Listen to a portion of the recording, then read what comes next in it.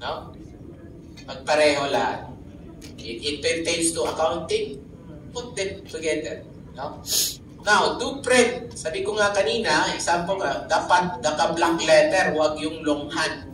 Naka-black letter yung line ito. Tapos pangatlo, you should have to file the materials every day. Huwag pabutin ng 5 days, huwag pabutin po ng 6 days kasi alamin po natin na meron po tinatawag na Bermuda Triangle po sa ating opisina. No? May mga Bermuda Triangle. Baka doon yan, babagsak doon sa mga Bermuda Triangle. Pang-apat, do file in the order keeping the latest from top or in front within the folders. Second, so meaning to say, pag mag-file tayo ng folder, yung pinaka-latest po is nasa harap. Yung mga previous po is nasa record. Pag naglagay po tayo ng record sa ating folder. Tapos, pag kukuha po tayo dun sa fold drawer natin, bago natin kukunin, halimbawa, ito yung mga folders. Ito yung kukunin mo. Bago mo yan kunin, maglagay ka muna ng tinatawag natin na guidepost sa behind sa folder. So, dito mo yan ilagay. So, meaning, bago mo yan kunin itong folder ito, lagay ka muna dito. Para pagbalik mo, alam mo yan na ilalagay mo ito sa harap. No? Meron kang guidepost. No? Meron kang guidepost. Now, 6. Do make an individual folder if it is more than 18 materials in a folder. Kung halimbawa, more than 8 record series na, hanap ka ng ibang folder. Kaya nga, makikita some of the agency na meron silang folder na yung loob konti lang. Pinakamaraming 8 na record series lang. Now, do see that no folder contains more than 1/2 centimeter thick. Meaning to say, you have to utilize the scores. Yung tinuturo ko kanina. Yung 3 lines. You have to observe, no, sa pag-prove ng 3 lines ng ating mga folder. Pag mag-fold out tayo ng folder, dapat 2 kamay. No? Hindi pwedeng ito lang yung means na pag-retrieve kasi baka masisira to. Tapos yung pagsiyam, you should have to use charge out cards. Na-discuss ko na to. Yung last, kailangan naka-file o meron kayong observes or pag-files nyo is accordance to your file classification guide or yung tinatawag nating file plan. Now, ano naman tong don'ts? Ito po ay opposite sa those. No? So, don't use pins, paper clips, rubber bands on the files. No? So, pwede staple wire.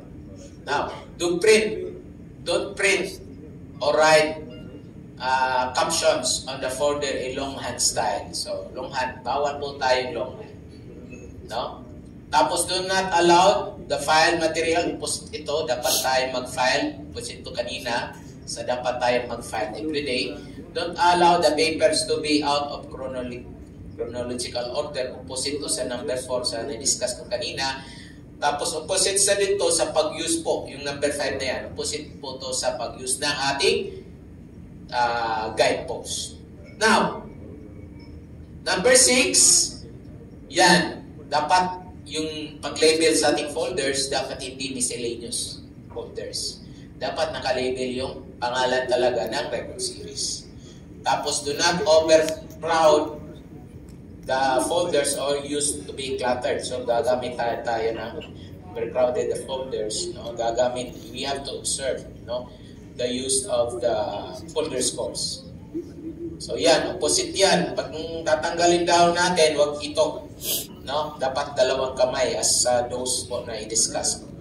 So tapos, don't depend on the memory of the lending. So meaning to say, we should have to establish control forms. So may maghirap, gawa tayo ng control forms. So dapat talaga, wala tayong more than 2 na filing system ino-observe sa ating office.